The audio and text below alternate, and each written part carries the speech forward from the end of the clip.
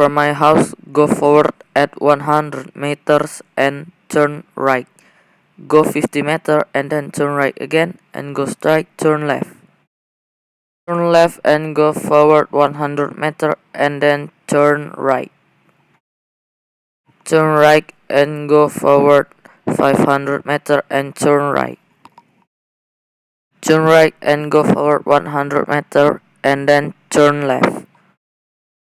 Turn left and get into Mayorzen Road.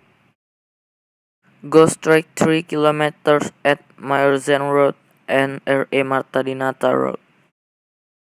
And then turn right into Letkol Nur Amin Road and go 500 meters. Turn left into Perintis Kemerdekaan Road and turn right. Turn right and go to Slamet Riyadi Road. Just go straight for 2 kilometers at Slamet Riyadi Road.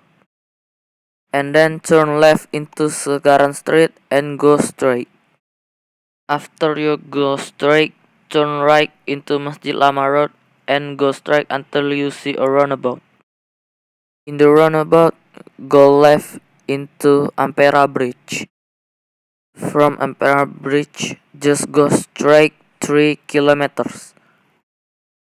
After you go straight, just turn right. After turn right, go straight 500 meters and then turn right. Finally, go straight 300 meters and you have arrived in your destination.